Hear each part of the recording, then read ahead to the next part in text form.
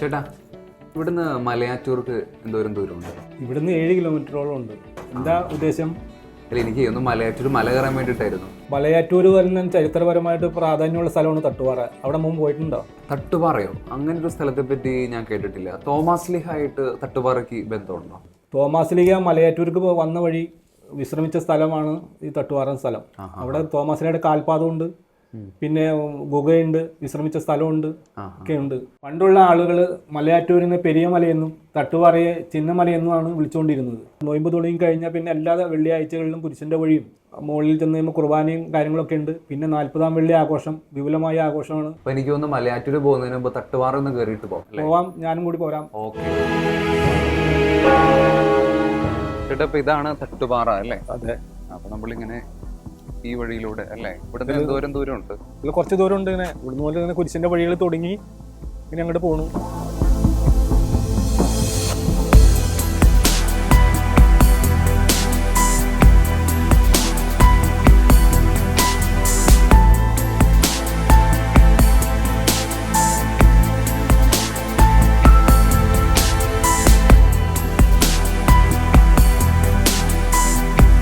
തട്ടുപാറ ദേവാലയം, ആ ദേവാലയത്തിൻ്റെ അകത്താണ് നമ്മളിപ്പോൾ ആയിരിക്കുന്നത്. മേരിഗിരി ദേവാലയത്തിൻ്റെ വികാരി ബഹുമാനപ്പെട്ട ബാബുവച്ചൻ നമ്മോടൊപ്പം ഉണ്ട്. തട്ടുപാറ ദേവാലയത്തിൻ്റെ ഇൻചാർജും ബാബുവച്ചനാണ്. അച്ഛാ, ഈശോമിശിഹായ്ക്കും സ്തുതിയായിരിക്കട്ടെ.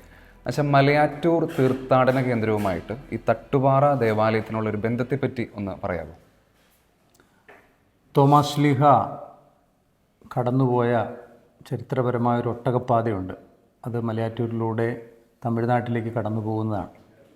ആ ഒട്ടകപാത കടന്നു പോകുന്ന റൂട്ടിലുള്ള ഒരു ചെറിയ തോമാസ് ലീഹ വിശ്രമിച്ചു എന്ന് കരുതുന്ന ഒരിടമാണ് തട്ടുപാറ. തട്ടുപാറ മലയിൽ തോമാസ് ലീഹ വിശ്രമിച്ചതിന് ശേഷമാണ് തോമാസ് ലീഹ മലയാറ്റൂരേക്ക് കടന്നു പോയത്. ഒരു കാലത്ത് 50ഓളം കുടുംബങ്ങൾ ഇതിൻ്റെ ചുറ്റും ഉണ്ടായിരുന്നു. അവരെല്ലാം ക്വാറികളും മറ്റുമൊക്കെ വന്നു കഴിഞ്ഞ സമയത്താണ് താഴത്തേക്ക് ഇറങ്ങിപ്പോകുന്ന മേരിഗിരി. ഇത് മേരിഗിരി ഇടവകയുടെ തന്നെ ഭാഗമാണ് ഈ പള്ളി. പുരാതനമായ ഈ പള്ളി മലമുകളിലുണ്ടായിരുന്ന ഈ ചെറിയ ദേവാലയം അതിന്നും സംരക്ഷിക്കപ്പെടുകയാണ്. തോമാസ് ലീഹായോടുള്ള ഭക്തിയോടുകൂടി, ആ ഒരു ഓർമ്മയോടുകൂടി ഇവിടെ പുതുഞായറിലെ ആഘോഷമായ തിരുനാളുകളും 40-ാം വെള്ളി ആഘോഷങ്ങളും കൺവെൻഷനുകളും ഒക്കെ ഇപ്പോഴും ഇവിടെ നടക്കുന്നുണ്ട്. എല്ലാ വെള്ളിയാഴ്ചകളിലും ആഘോഷമായ കുർബാനയും തോമാസ് ലീഹായോടുള്ള നൊവേനയും ഇവിടെ നടക്കുന്നുണ്ട്. തോമാസ് ലീഹായുടെ ആ പാദസ്പർശമേറ്റ കാൽപ്പാടും ഒക്കെ ഇവിടെ ഇന്ന് സംരക്ഷിക്കപ്പെടുന്നുണ്ട്. അത് അറിഞ്ഞതുകൊണ്ടാകണം പണ്ട് കാലത്ത് തന്നെ രാജാക്കന്മാരിൽ നിന്ന് നികുതി ഇളവായിട്ട് ഈ പള്ളിക്ക് വേണ്ടിയിട്ട് സ്ഥലം വിട്ടു തന്നതിൻ്റെ ശംഖുമുദ്ര നിങ്ങൾക്കിവിടെ കാണാനായിട്ട് പറ്റും. താഴത്തെ പള്ളിയുടെ പുറത്ത് ശംഖുമുദ്രയുണ്ട്. അത് നിങ്ങൾക്ക് പോയി കണ്ട് നോക്കാവുന്നതാണ്. അതും കൂടി നോക്കുകയാണെങ്കിൽ അതിൻ്റെ ചരിത്ര പ്രാധാന്യം മനസ്സിലാക്കാൻ പറ്റും. ഈ ചുറ്റുപാടുമുള്ള മലയും പ്രദേശവുമെല്ലാം പള്ളിയുടെ അധീനതയിലേക്ക് അന്ന് കാലം തൊട്ടുള്ള സ്ഥലമാണിത്. അതാണ് അതിൻ്റെ ചരിത്രപരമായൊരു ഇത്.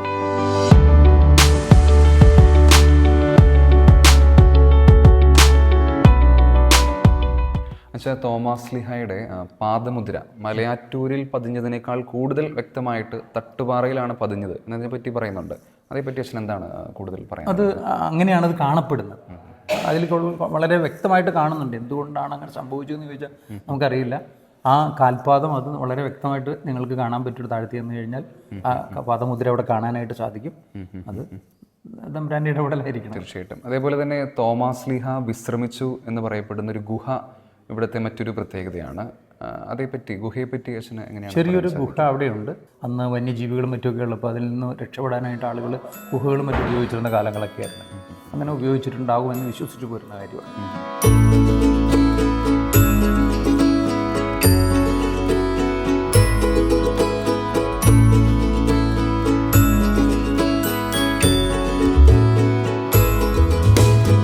തട്ടുപാറയുടെ ചരിത്രത്തെപ്പറ്റി അച്ഛൻ നമ്മളോട് സംസാരിച്ചപ്പോൾ എൻ്റെ മനസ്സിലേക്ക് തോന്നിയ ഒരു ചോദ്യമാണ്, മലയാറ്റൂർ തീർത്ഥാടന കേന്ദ്രം പോലെ തന്നെ പ്രസിദ്ധമായി തീരേണ്ട ഒരു ദേവാലയമല്ലേ അച്ഛാ തട്ടുപാറയും?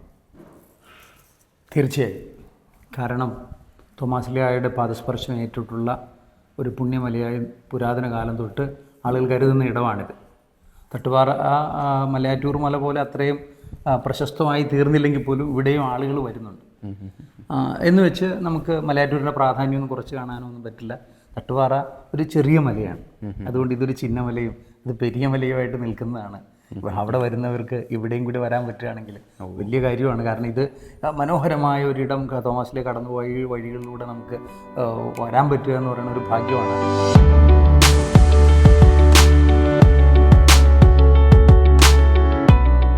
ഒരുപാട് പഴക്കമുള്ള തട്ടുപാറ ദേവാലയത്തിൻ്റെ ഒരു സവിശേഷതയാണ് ഇവിടുത്തെ പുരാതനമായ തോമാസ് ലിഹായുടെ രൂപം.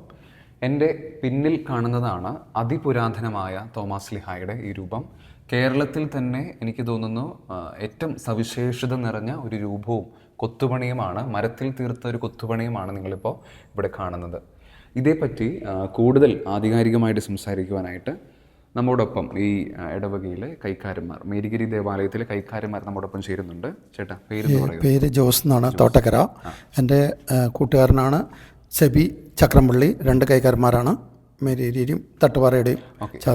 ഇതിൻ്റെ ചരിത്ര പ്രാധാന്യം അല്ലെങ്കിൽ ഈ ഒരു പുരാതന രൂപത്തെ പറ്റി എന്താണ് പറയാനുള്ളത്? ഈ രൂപം ഒത്തിരി പഴക്കമുള്ളതാണ്.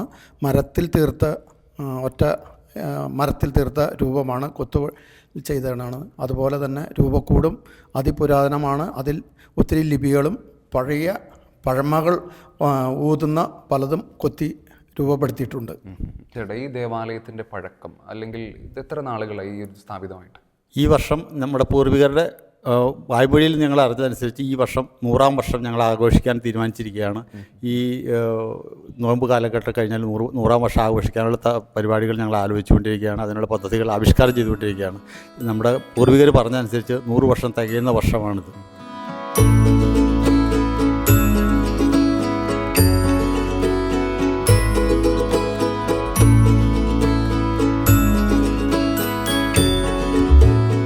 തട്ടുപാറ ദേവാലയത്തിൻ്റെ ചരിത്രം പോലെ തന്നെ ശ്രദ്ധയാകർഷിക്കുന്ന മറ്റൊന്നാണ് ഇവിടുത്തെ പ്രകൃതിദത്തമായ കാഴ്ചകൾ.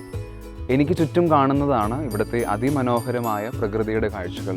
വൈകുന്നേരം സായാഹ്നങ്ങളിൽ വന്ന് പ്രാർത്ഥിക്കുവാനും വളരെയധികം ആത്മീകമായ ചൈതന്യം ഉളവാക്കുന്ന രീതിയിലുള്ള ഒരു അന്തരീക്ഷമാണ് ഇവിടെ നമ്മുടെ ചുറ്റും കാണുന്നത്.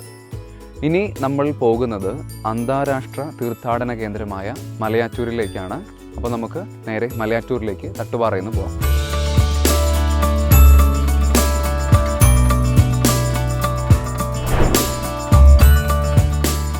ഏഷ്യയിലെ തന്നെ ആദ്യത്തെ അന്തർദേശീയ തീർത്ഥാടന കേന്ദ്രമായ മലയാറ്റൂരിൻ്റെ മണ്ണിലാണ് നമ്മളിപ്പോൾ നിൽക്കുന്നത്.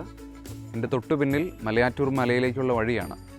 മലയാറ്റൂർ മല കയറുന്നതിന് മുൻപായിട്ട് നമ്മളിവിടെ അടിവാരത്തെ പള്ളിയിൽ പോയി ബഹുമാനപ്പെട്ട ഈ പള്ളിയുടെ വികാരിയും അതേപോലെ തന്നെ ഇവിടുത്തെ റെക്ടറുമായ ജോസ് ഒഴലക്കാട്ടച്ചനെ പരിചയപ്പെടുകയും അതിനുശേഷമായിരിക്കും നമ്മുടെ ഈ മലയാറ്റൂർ തീർത്ഥാടനം. അപ്പം നമുക്ക് ഇവിടുന്ന് നേരെ നമ്മുടെ താഴത്തെ പള്ളിയിലേക്ക് പോകാം.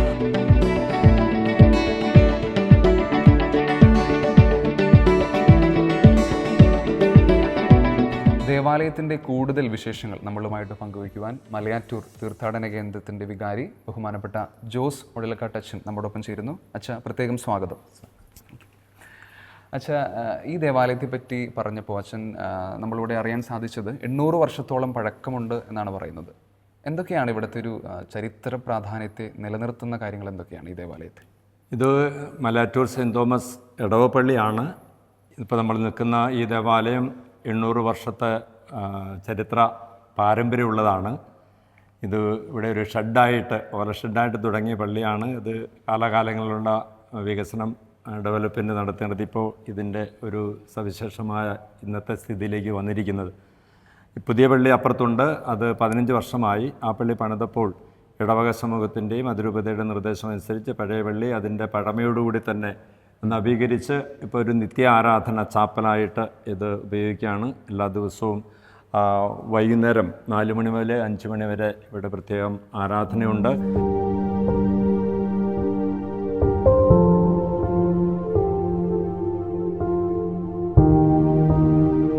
മലയാറ്റൂർ എന്ന പേര് കേൾക്കുമ്പോൾ മനസ്സിലേക്ക് ഓടി വരുന്നൊരു പേരാണ് വിശുദ്ധ തോമാസ് ലീഹ, അല്ലേ? തോമാസ് ലീഹായും മലയാറ്റൂർ തീർത്ഥാടന കേന്ദ്രവും ഇത് തമ്മിലുള്ള ബന്ധത്തെ പറ്റി അച്ഛനൊന്ന് പറയാമോ? തീർച്ചയായിട്ടും സെൻറ്റ് തോമസ് ചർച്ച് മലയാറ്റൂർ എന്ന് പറയുമ്പോൾ തന്നെ തോമാസ് ലീഹായിൽ നിന്ന് വിശ്വാസ പാരമ്പര്യം നേടിയ ഒരു ചരിത്രപരമായ പൗരാണികത മലയാറ്റൂർ സെൻറ്റ് തോമസ് ചർച്ചിനുണ്ട്. മലയാറ്റൂർ സെൻറ്റ് തോമസ് തീർത്ഥാടന കേന്ദ്രം എന്ന് പറയുമ്പോൾ തീർച്ചയായിട്ടും നമുക്ക് കുരിശുമുടിയുമായിട്ട് ബന്ധപ്പെട്ട മലയാറ്റൂർ കുരിശുമുടിയുമായി ബന്ധപ്പെട്ടിട്ടാണ്. മലയാറ്റൂർ കുരിശുമുടി നമുക്കറിയാം തീർത്ഥാടനം തുടങ്ങുന്ന ചരിത്രം ഏതാണ്ട് AD 600 ആദ്യത്തെ തീർത്ഥാടനം ഇവിടുന്ന് മലമുകളിലേക്ക് നടന്നുവെന്നാണ് ഐതിഹ്യം പറയുന്നത്. തോമാസ് ശ്ലീഹ AD നമുക്കറിയാം 52 ഇവിടെ വന്ന് 72 മൈലാപ്പൂരിൽ രക്തസാക്ഷിയായിട്ട് അദ്ദേഹം മരിച്ചു. അപ്പം 62 കാലഘട്ടത്തിൽ AD 62 കാലഘട്ടങ്ങളിലാണ് മലയാറ്റൂർ വന്ന് ഇവിടെ ഒരു സമൂഹത്തെ അദ്ദേഹത്തിൻ്റെ പ്രഭാഷണത്തിലൂടെ അപ്പസ്തോല പ്രവർത്തനത്തിലൂടെ ഇവിടെ ഒരു വിശ്വാസ സമൂഹം ഏതാണ്ട് 220 വീട്ടുകാർക്ക് മാമോദിസ കൊടുത്തു, വ്യക്തികളെ മാമോദിസ മുക്കിയെന്നാണ് ഇങ്ങനെ ചരിത്രത്തിൽ കാണുന്നത്. അപ്പം അന്ന് മുതൽ അങ്ങനെ ഒരു വിശ്വാസ സമൂഹത്തിൻ്റെ ഒരു പാരമ്പര്യം തോമാസ് ശ്ലീഹയിൽ നിന്ന് മാമോദിസ സ്വീകരിച്ച ഒരു സമൂഹത്തിൻ്റെതുണ്ട്. അതോടൊപ്പം തന്നെ മലമുകളുമായി കുരിശുമുടിയുമായി ബന്ധപ്പെട്ട് തോമാസ് ശ്ലീഹ ഇതിൽ കടന്നുപോയപ്പോൾ ഈ മലമുകളിൽ പോയി പ്രാർത്ഥിക്കാറുണ്ടായിരുന്നു. പ്രാർത്ഥിച്ചുകൊണ്ടിരുന്ന സമയത്ത് അവിടെ പാറപ്പുറത്ത് കുരിശു വരച്ചുകൊണ്ടാണ് പ്രാർത്ഥിച്ചിരുന്നത്. പിന്നീട് ഇവിടെ നിന്നും ആദ്യ നൂറ്റാണ്ടുകളിൽ ഈ മലവേടന്മാർ അവിടെ വേട്ടയ്ക്ക് പോയ സമയത്ത് പ്രശോഭിതമായ ഈ കുരിശ് പാറപ്പുറത്ത് കാണുകയും ആ കുരിശ് അവരുടെ കയ്യിലിരുന്ന ആയുധം കൊണ്ട് കൊത്തിനോക്കിയപ്പോൾ അതിൽ നിന്ന് രക്തം പൊടിഞ്ഞുവെന്നാണ് ഒരു ഐതിഹ്യമുള്ളത്. അപ്പോൾ അവർ താഴത്ത് വന്ന് ഇവിടെയുള്ള വിശ്വാസ സമൂഹത്തോട് ആളുകളോട് പറഞ്ഞു, ആളുകൾ അങ്ങനെ ഒരു തീർത്ഥാടനം മലയാറ്റൂർ മലയിലേക്ക് ഒരു തീർത്ഥാടനം നടത്തപ്പെടാനായിട്ടൊരു സാഹചര്യം നിമിത്തമായി തീരുന്നത് ഈ സ്വർണ്ണ നിറത്തിൽ ഉള്ള പ്രശോഭിച്ച കുരിശിൻ്റെ ഈ പാറപ്പുറത്ത് കുരിശിൻ്റെ ഒരു അടയാളമാണ്. അതോടൊപ്പം തന്നെ മാർത്തോമാ ശ്ലീഹ മലമുകളിൽ പ്രാർത്ഥിക്കുന്ന സമയത്ത് മാതാവിൻ്റെ ഒരു ദർശനം തോമാസ് ശ്ലീഹായ്ക്കുണ്ടായി. അപ്പോൾ മാതാവിൻ്റെ ദർശനത്തിൽ കിട്ടിയ ഒരു ശാക്തീകരണം കേരളത്തിലെ അപ്പസ്തോല പ്രവർത്തനത്തിന്, പ്രത്യേകിച്ച് ഇവിടുത്തെ മിഷണറി പ്രവർത്തനത്തിന് തോമാസ് ശ്ലീഹായ്ക്ക് വചനപ്രഘോഷത്തിൽ കൂടുതൽ ശക്തി ആർജിച്ചുവെന്നും ചരിത്രത്തിൻ്റെ ഏടുകളിൽ നമ്മൾ കാണുന്ന ഒരു കാര്യമാണ്. അപ്പോൾ അങ്ങനെ ഒരു AD 600 തുടങ്ങുന്ന ഒരു തീർത്ഥാടന പാരമ്പര്യം ഈ മലയാറ്റൂർ കുരിശുമുടിക്കുണ്ടെന്നുള്ള. കേരളത്തിൽ നിന്ന് മാത്രമല്ല തമിഴ്നാട്ടിൽ നിന്നും കർണാടകയിൽ നിന്നുമൊക്കെയാണ് കൂടുതൽ തീർത്ഥാടകർ ഇപ്പോൾ എത്തിക്കൊണ്ടിരിക്കുക. ഒരു കുരിശിൻ്റെ വഴി കഴിച്ച് ത്യാഗത്തോടുകൂടി ഒരുങ്ങി നോമ്പ് കാലഘട്ടത്തിൽ മല കയറുക എന്നുള്ളത് ജീവിതത്തിൻ്റെ ഒരു അനുഗ്രഹങ്ങൾ പ്രാപിക്കുവാനായിട്ട് ഒരു ആളുകളുടെ ഒരു നിർബന്ധ ബുദ്ധിയോടുകൂടെ, അത് ക്രിസ്ത്യാനികൾ മാത്രമല്ല മറ്റ് മതവിശ്വാസികളും മല കയറുന്നു എന്നുള്ളത് ഈ കാലഘട്ടത്തിലെ ഒരു സവിശേഷതയാണ്. ഞാൻ ഇന്നലെയും മലമുകളിൽ പോയിരുന്നു. അപ്പോൾ അവിടെ ഓൺ ദ വേ കണ്ട ഒരു ക്രൈസ്തവരായ 2-3 സഹോദരങ്ങൾ മല കയറി ഇറങ്ങിപ്പോകുന്ന വളരെ ആ ഒരു രീതിയാണ് ഇപ്പോൾ. അപ്പോൾ തീർത്ഥാടനം എന്ന് പറയുന്നത് ക്രൈസ്തവ സമൂഹം മാത്രമല്ല, ഈ സീസൺ മാത്രമല്ല, ഒരു വർഷം മുഴുവൻ നീണ്ടു നിൽക്കുന്ന തീർത്ഥാടനമുണ്ട്. ഏകദേശം 15 വർഷത്തോളമായി ഈ ദേവാലയം പണിതിട്ട് പഴയ പള്ളിയോട് ചേർന്ന്, പഴയ പള്ളിയെ പൊളിച്ചു കളയാതെ പള്ളിയോട് ചേർന്നാണ് ഈ പുതിയ ദേവാലയവും സ്ഥാപിതമായിരിക്കുന്നത്. അച്ഛാ, ഓരോ ദേവാലയത്തിനും അതിൻ്റേതായ സവിശേഷതകളുണ്ട് അല്ലേ അച്ഛാ? അപ്പോൾ ഈ മലയാറ്റൂർ ദേവാലയത്തെ ഇവിടെ സംബന്ധിച്ച് എങ്ങനെയാണ് ഇവിടുത്തെ നേർച്ചകൾ, പ്രത്യേകത നിറഞ്ഞ എന്തെങ്കിലും നേർച്ചകൾ ഇവിടെയുണ്ടോ? അപ്പോൾ മലയാറ്റൂർ നമുക്കറിയാം, നോമ്പ് കാലഘട്ടത്തിൽ ആളുകൾ മിക്കവാറും കുരിശുകളുമായിട്ടാണ് മല കയറാൻ വരുന്നത്. അവർ മല കയറി മുകളിൽ വരുമ്പോൾ അല്ലെങ്കിൽ താഴത്തപ്പള്ളിയോടെ വരുമ്പോൾ മിക്കവാറും ചെയ്യുന്നത് തോമാസ് ശ്ലീഹായുടെ നാമധേയത്തിൽ അടിമ വെച്ച് പോകുന്ന സമർപ്പണ പ്രാർത്ഥന എല്ലാ തീർത്ഥാടകരും അങ്ങനെ സമർപ്പിച്ച് പ്രാർത്ഥിക്കുന്ന ഒരു പ്രാർത്ഥനാ രൂപമുണ്ട്. അവർ കൊണ്ടുവരുന്ന സാധനം മിക്കവാറും നമ്മൾ നോക്കിക്കഴിഞ്ഞാൽ എള്ളും മുളകും കൊണ്ടുവരുന്ന ഒരു രീതിയുണ്ട്. അപ്പോൾ ആളുകൾ പറഞ്ഞു കേട്ടിരിക്കുന്ന അനുഭവങ്ങൾ ഇട്ടിരിക്കുന്ന അവരുടെ അരുമ്പാറ പോലെയുള്ള സ്കിൻ ഡിസീസുമായി ബന്ധപ്പെട്ട ഒത്തിരിയധികം സൗഖ്യം അതിലൂടെ ആളുകൾക്ക് കിട്ടുന്നതായിട്ട് പറയുന്നു. പിന്നെ സ്ത്രീകളൊക്കെ ആണെങ്കിൽ ചൂല് കൊണ്ടുവരുന്ന രീതിയുണ്ട്, അതവരുടെ മുടി വളരാനാണെന്ന് പറയുന്നുണ്ട്. അപ്പം പിന്നെ സാധാരണ അവർ പള്ളി വരുമ്പോൾ എടുത്തു വയ്ക്കുന്നൊരു നേർച്ച, നമ്മൾ തോമാസ് ശ്ലീഹ കുന്തം കൊണ്ട് കുത്തി മരിക്കപ്പെട്ട ഒരു രക്തസാക്ഷി ആയതുകൊണ്ട് തോമാസ് ശ്ലീഹയുടെ കുന്തം എടുത്തു വയ്ക്കുന്ന ഒരു നേർച്ച ഇവിടെ നമ്മൾ ദേവാലയവുമായി ബന്ധപ്പെട്ട് നടത്തുന്നുണ്ട്. പള്ളി അതിൻ്റെ ക്രമീകരണങ്ങൾ നമ്മളിതിനിപ്പോൾ തിരുക്കർമ്മങ്ങൾ നടത്തുവാനും വഴിപാട് നേർച്ച നടത്തുവാനൊക്കെ ആയിട്ടുള്ള സംവിധാനങ്ങൾ തീർത്ഥാടകർക്ക് വേണ്ടി പ്രത്യേകം നമ്മൾ അതിനുവേണ്ടിയുള്ള സൗകര്യങ്ങൾ മലമുകളിലും താഴത്തപ്പള്ളിയിലും പ്രത്യേകം നമ്മൾ ഒരുക്കുന്നതാണ്.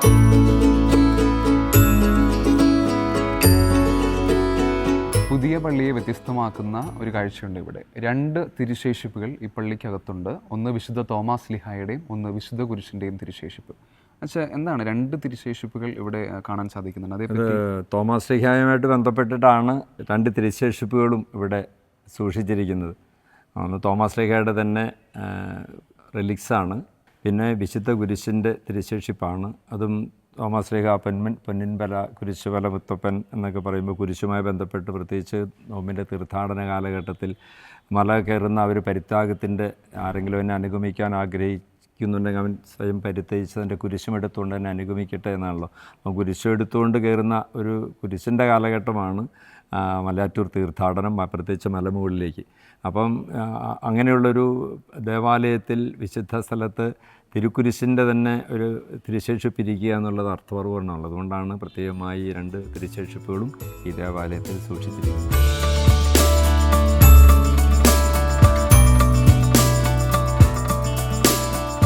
മലയാറ്റൂർ തീർത്ഥാടന കേന്ദ്രത്തിൻ്റെ ഏറ്റവും പ്രധാനപ്പെട്ട ഭാഗമായ അടിവാരത്താണ് ഇപ്പോൾ നമ്മളായിരിക്കുന്നത്.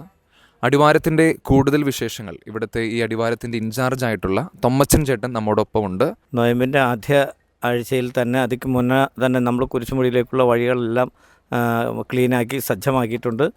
ഇനി വരുന്ന വെള്ളിയാഴ്ച രാവിലെ 7 മണിയോടുകൂടി മല വെഞ്ചരിച്ച് നമ്മൾ തീർത്ഥാടകർക്കായിട്ട് ഇത് തുറന്നു കൊടുക്കുന്നു. എങ്ങനെയാണ് ജില്ലാ ഭരണകൂടത്തിൻ്റെ ഒക്കെ സഹകരണം ഈ തവണ ഉണ്ടായിരുന്നോ? തീർച്ചയായിട്ടും അത് മുൻ വർഷത്തെ പോലെ തന്നെ ഈ വർഷവും അവർ വാഗ്ദാനം ചെയ്തിട്ടുണ്ട്, ഉണ്ടാകുമെന്ന് തന്നെയാണ് പ്രതീക്ഷ. ഏറ്റവും അധികം ജനത്തിരക്ക് എന്നാണ് മലയാറ്റൂർ മലയിൽ അനുഭവപ്പെടാറ്? ഏറ്റവും കൂടുതൽ തിരക്ക് അനുഭവപ്പെടുന്നത് ഈ തീർത്ഥാടന കാലത്ത് ദുഃഖവെള്ളിയാഴ്ച തന്നെയാണ്. പെസഹ വ്യാഴം ദുഃഖവെള്ളി ദിവസങ്ങളിലായിരിക്കും. എല്ലാവരും 50 നോമ്പൊക്കെ എടുക്കുന്നുണ്ടെന്നാണ് എൻ്റെ വിശ്വാസം. തീർച്ചയായിട്ടും ഞാനും അതിൻ്റെ ഭാഗമാണ്. അപ്പോൾ എന്തായാലും നമുക്ക് 1-ാം സ്ഥലത്തിലേക്ക് നടന്നു നീങ്ങാം.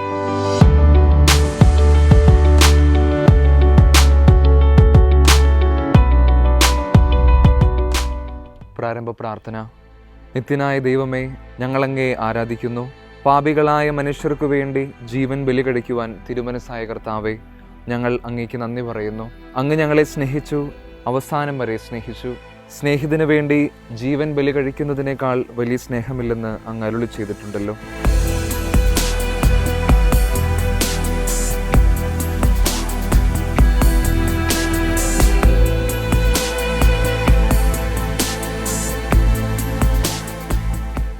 ഒന്നാം സ്ഥലം. ഈശോ മിശിഹ മരണത്തിന് വിധിക്കപ്പെടുന്നു. ഈശോ മിശിഹായെ ഞങ്ങളങ്ങേ കുമ്പിട്ട് ആരാധിക്കുന്നു. എന്തുകൊണ്ടെന്നാൽ വിശുദ്ധ കുരിശിനാൽ അങ്ങ് ലോകത്തെ വീണ്ടും രക്ഷിച്ചു. ഞങ്ങളുടെ പാപം വലുതാണെന്ന് ഞങ്ങൾ അറിയുന്നു. എന്നാൽ അങ്ങേ കാരുണ്യം അതിനേക്കാൾ വലുതാണല്ലോ. ഞങ്ങളുടെ പാപങ്ങൾ കണക്കിലെടുക്കുമ്പോൾ അവയ്ക്ക് വേണ്ടിയുള്ള ഈ പരിഹാര ബലിയെയും ഗൗനിക്കണമേ. ഞങ്ങളുടെ പാപങ്ങൾ നിമിത്തം അങ്ങേ പ്രിയപുത്രൻ ആണികളാൽ തറയ്ക്കപ്പെടുകയും കുന്തത്താൽ കുത്തപ്പെടുകയും ചെയ്തു. അങ്ങേ പ്രസാദിപ്പിക്കാൻ അവിടുത്തെ പീഡകൾ ധാരാളം മതിയല്ലോ. തൻ്റെ പുത്രനെ ഞങ്ങൾക്ക് നൽകിയ പിതാവിന് സ്തുതിയും കുരിശുമരണത്താൽ ഞങ്ങളെ രക്ഷിച്ച പുത്രന് ആരാധനയും രക്ഷണകൃത്യം പൂർത്തിയാക്കിയ പരിശുദ്ധാത്മാവിന് സ്തോത്രവും ഉണ്ടായിരിക്കട്ടെ. ആമേൻ.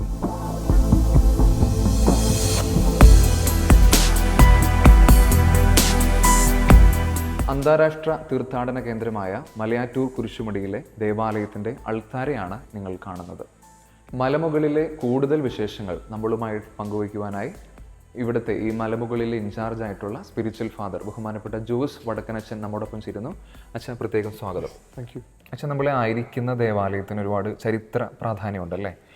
ഇതിൻ്റെ ഒരു ബാക്ക്ഗ്രൗണ്ടിനെ പറ്റി അച്ഛനെ ഞങ്ങളുമായിട്ട് കുറച്ച് കാര്യങ്ങൾ പങ്കുവയ്ക്കാമോ? ദേവാലയത്തിന് ഒത്തിരി പഴക്കമുണ്ട്. പക്ഷേ ഈ ദേവാലയത്തെക്കാൾ കൂടുതൽ പ്രസിദ്ധമായിട്ടുള്ളത് ഇതിൻ്റെ തൊട്ട് പുറകിൽ ഒരു ആന കുത്തിയ പള്ളിയുണ്ട്. അതായിരുന്നു ആദ്യത്തെ പള്ളി. അവിടെ ആന ആക്രമിച്ച് മതിൽ അല്പം കേടുപാടുകൾ പറ്റി, പക്ഷെ അത് പൂർണ്ണമായിട്ട് നശിച്ചിട്ടില്ല. അപ്പം അത് നമ്മൾ ചില്ലിട്ട് സൂക്ഷിക്കുന്നു. അവിടെയാണ് ഒത്തിരി പേര് പ്രാർത്ഥിക്കാനൊക്കെ വരുന്നത്. അതിനുശേഷമാണ് ഈ ദേവാലയം പണിയുന്നതും. ഇതാണ് സത്യം പറഞ്ഞാൽ ഈ മലയാറ്റൂർ കുരിശുമുടിയുടെ ഇപ്പോൾ വിശുദ്ധ കുർബാന നടക്കുന്ന പ്രധാന ദേവാലയം. എന്നായിരിക്കും അച്ഛൻ ഏറ്റവും കൂടുതൽ ജനത്തിരക്കും അല്ലെങ്കിൽ ഒരു ജനസാഗരം പോലെ മലയാറ്റൂർ എന്നാണ് ഫീൽ ചെയ്യുന്നത്? സാധാരണ ഏറ്റവും കൂടുതൽ തിരക്ക് വരുന്നത് ദുഃഖ വെള്ളിയാഴ്ച, ദുഃഖശനി, ഈസ്റ്റർ. ഈ 3 ദിവസമാണ് ഏറ്റവും ക്രൗഡ് ഉള്ളത്. നോർമൽ ഡേയ്സിൽ സൺഡേയ്സ് ഒരു 200-നും 400-നും ഇടയിൽ ഡിപ്പെൻസ് ആൾക്കാർ വരും. ഇട ദിവസങ്ങളിൽ റെഗുലറായിട്ട് വരുന്നത് ഒരു 4-5 പേരൊക്കെയാണ് റെഗുലറായിട്ട് കുർബാനയ്ക്ക് വരുന്നവർ. ഇവിടെ റെഗുലറായിട്ട് എന്നും കുർബാന എല്ലാ ദിവസവും സമയം രാവിലെ 7:30-ക്കാണ് കുർബാന. സൺഡേയ്സ് 7:30-ക്കും 9:30-ക്കും ഉണ്ട്. അതിന് അത്യാവശ്യം ഒരു 150-200 ആളുകൾ കുർബാനയ്ക്ക് പങ്കെടുക്കാറുണ്ട്. പിന്നെ ഒരു ദിവസം മൊത്തം എടുത്താൽ ഒരു 100-നടുത്ത ആളുകളൊക്കെ ആയിരിക്കും കയറി ഇറങ്ങുന്നത്. ഡിപ്പെൻസ്.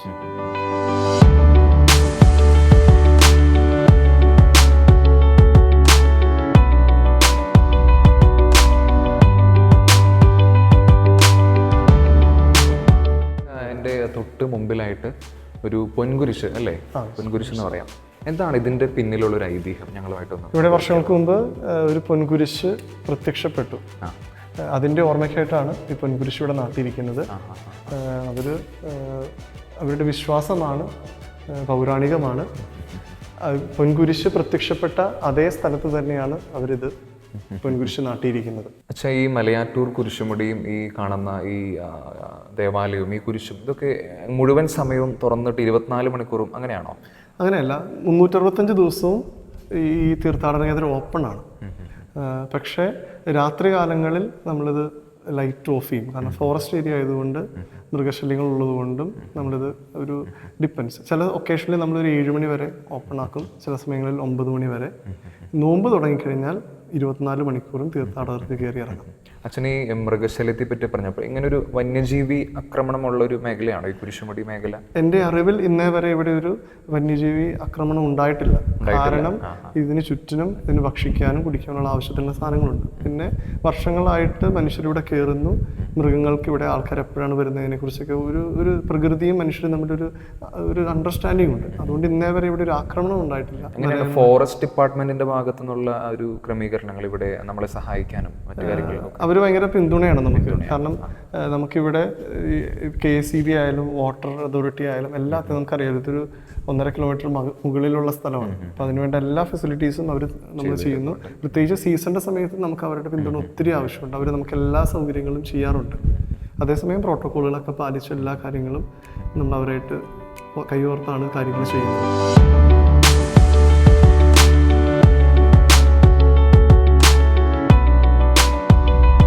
ഇവിടെ ഒരു കൊടിമരം എൻ്റെ അടുത്തായിട്ട് ഞാൻ കാണുന്നുണ്ട്. ഇവിടെ ഏതെങ്കിലും തിരുനാളിന് അല്ലെങ്കിൽ ഇവിടുത്തെ പ്രത്യേക ദിവസം കൊടിയുയർത്ത് അങ്ങനെ എന്തെങ്കിലുമൊക്കെ ഒരു ചടങ്ങുകളൊക്കെ ഇവിടെ ഉണ്ടോ? ഇവിടെ ശരിക്കും ഈ മലമുകളിലെ തിരുനാൾ എന്ന് പറയുന്നത് ഈസ്റ്റർ കഴിഞ്ഞ് വരുന്ന ഞായറാഴ്ചയാണ്. പുതുഞായറാണ് ശരിക്കും ഇവിടുത്തെ തിരുനാൾ. തോമാസ് ലീഹായുടെ തിരുനാൾ ആഘോഷിക്കുന്ന അന്ന് ഞായറാഴ്ചയ്ക്ക് മുമ്പുള്ള വ്യാഴാഴ്ച കൊടിയേറ്റുണ്ട്. അത് ഈ കൊടിമരത്തിലാണ്. അതിനുശേഷം വരുന്ന ഞായറാഴ്ച 8ാം ഇടമായിട്ട് ആഘോഷിക്കുന്നു. ഇത് രണ്ടുമാണ് ഇവിടുത്തെ മെയിൻ തിരുനാൾ. പിന്നെ ഇവിടെ ഏറ്റവും കൂടുതൽ ആചരിക്കപ്പെടുന്ന മറ്റൊരു തിരുനാൾ എന്ന് പറയുന്നത് കുരിശിൻ്റെ പുകഴ്ചയുടെ തിരുനാളാണ്. ഇതിവിടെ കുരിശ് പ്രത്യക്ഷപ്പെട്ടതിൻ്റെ ഓർമ്മയായിട്ടാണ് സെപ്റ്റംബർ 14-ാം തീയതി അത് ഒരു ദിവസത്തെ നേർച്ചക്കഞ്ഞിയൊക്കെ കൊടുത്ത് ആഘോഷമായ തിരുനാളാണ്. അച്ഛൻ പറഞ്ഞു കുരിശ് പ്രത്യക്ഷപ്പെട്ടതിൻ്റെ. അപ്പോൾ എങ്ങനെയാണ് അച്ഛൻ അതിൻ്റെ ഒരു ഐതിഹ്യം, കുരിശ് പ്രത്യക്ഷപ്പെടുക എന്ന് പറഞ്ഞാൽ? ഞാൻ നേരത്തെ സൂചിപ്പിച്ചതുപോലെ ഇവിടെ ഒരു പൊൻകുരിശ് പ്രത്യക്ഷപ്പെട്ടിരുന്നു. ഇവിടെ പണ്ട് കർഷകരും ഈ കാട്ടിൽ നിന്ന് വിറകും ഭക്ഷണ സാധനങ്ങളും കളക്ട് ചെയ്യുന്ന മനുഷ്യരായിരുന്നു കൂടുതലും. അപ്പോൾ അവർ ഇങ്ങനെ ആടുകളായിട്ട് മേയ്ക്കാനൊക്കെ വന്ന സമയത്ത് ഇവിടെ ഒരു പൊൻകുരിശ് കണ്ടു. അതിൻ്റെ ഓർമ്മയായിട്ടാണ് ഇവിടെ പൊൻകുരിശ് നാട്ടിയിരിക്കുന്നത്. അച്ഛൻ ഞങ്ങൾ രാവിലെ തട്ടുപാറ ദേവാലയം ഇവിടെ അടുത്തല്ലേ? ഇവിടെ അടുത്താണ്. അപ്പോൾ അവിടെ പോകാനായിട്ട് ഇടയായി. അവിടെ ഞങ്ങളൊരു തോമാസ് ലീഹായുടെ കുറച്ചും കൂടിയും വ്യക്തമായിട്ട് കാണുന്ന ഒരു പാദമുദ്ര കാണാനായിട്ട് ഇടയായി. ഇവിടെയും അല്ലേ തൊട്ട് മുമ്പിലായിട്ട് ഒരു തോമാസ് ലീഹായുടെ പാദമുദ്രയുണ്ട്. അതിൻ്റെ ഒരു ഐതിഹ്യത്തെ പറ്റി അല്ലെങ്കിൽ അതേ പറ്റി ഒന്ന് പറയാമോ? ഈ തട്ടുപാറയും മലയാറ്റൂരുമായിട്ട് ഒത്തിരി ബന്ധമുണ്ട്. ഇവിടെ തൊട്ടടുത്തുള്ള ഒരു കൊച്ചുമലയാണ് ഈ തട്ടുപാറ. തോമാസ് ലീഹ അവിടെയും വന്ന് ധ്യാനിച്ച് ഇരുന്നു എന്നുള്ള ഒരു ഐതിഹ്യം, ഒരു പാരമ്പര്യം, വിശ്വാസമൊക്കെ ഉണ്ട്. അവിടെയും തോമാസ് ലീഹയുടെ പാദമുണ്ട്, ഇവിടെയും തോമാസ് ലീഹയുടെ പാദമുണ്ട്. ഇത് വളരെ വ്യക്തമായിരുന്നു. പിന്നെ കാലാന്തരത്തിൽ ചെറിയ കൊറോഷനൊക്കെ വന്ന് നമ്മളതിനെ സംരക്ഷിക്കാൻ വേണ്ടിയാണ് അത് നമ്മൾ ചില്ലിൽ ഇത് സംരക്ഷിച്ചിരിക്കുന്നത്.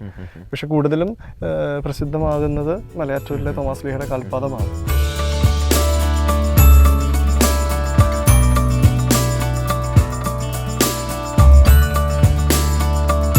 പിന്നെ അച്ഛൻ ഇവിടുത്തെ ഒരു അത്ഭുത കിണർ അല്ലേ, തോമാസ് ലീഹ ഒക്കെ വെള്ളം കുടിച്ചു എന്ന് പറയപ്പെടുന്ന ഒരു കിണർ, അതിൻ്റെ ഒരു ഐതിഹ്യത്തെ പറ്റി? എനിക്ക് അതിനെക്കുറിച്ച് കൃത്യമായിട്ട് പറഞ്ഞു തന്നെ എൻ്റെ വികാരിയച്ഛനാണ്. ഇപ്പോൾ താഴെയുള്ള ജോസ് വെള്ളക്കാട്ട് എന്ന് പറയുന്ന അച്ഛൻ എൻ്റെ അടുത്ത് ഒരിക്കൽ പറഞ്ഞൊരു കാര്യം, ഈ മലമുകളിൽ എവിടെ മഴ പെയ്താലും ഈ അത്ഭുത കിണറിൻ്റെ അവിടെ വെള്ളം വരും. അതാണ് ഇവിടുത്തെ ഉറവയുടെ അത്ഭുതം എന്ന് പറയുന്നത്. നമുക്ക് അത്ഭുതം, കാരണം ഒരു മലയുടെ മുകളിൽ ഉറവ വരിക എന്ന് പറയുന്നത് അത് അസംഭവ്യമായ ഒരു കാര്യമാണ്. പക്ഷെ അവിടെ വെള്ളം വരും. വലിയ ആഴമുണ്ടോ കിണർ? ഇല്ല, വലിയ ആഴമില്ല. പക്ഷേ അത് കിണർ പോലെ നമ്മളത് പിന്നീട് അത് ഡെവലപ്പ് ചെയ്തതാണ്. പക്ഷേ അവിടെ അത്ഭുതപരമായി ഇവിടെ എവിടെ മഴ പെയ്താലും ആ കിണറിൽ വെള്ളം എത്തും.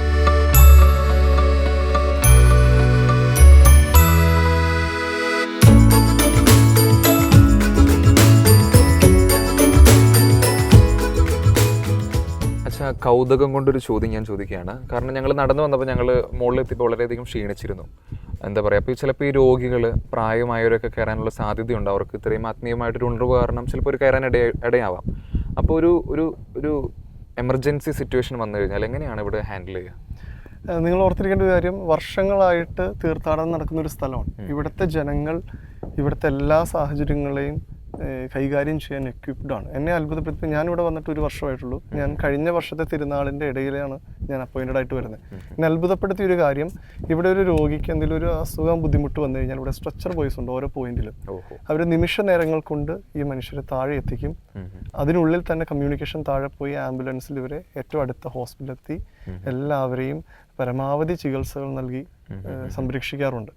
പിന്നെ മറ്റൊരു അത്ഭുതം എന്ന് പറയുന്നത്, ഇവിടെ നിങ്ങൾ കാണുന്ന എല്ലാ കാര്യങ്ങളും, എല്ലാ കൺസ്ട്രക്ഷൻസും ഇഷ്ടിക തൊട്ട് സിമെന്റ് വരെ എല്ലാ കാര്യങ്ങളും തലച്ചുമടായിട്ട് കയറ്റിയിട്ടുള്ളതാണ്. അപ്പോൾ ഇവിടുത്തെ മനുഷ്യരുടെ പ്രധാന ഒരു ഇൻകം കൂടിയായിരുന്നു ഇത്.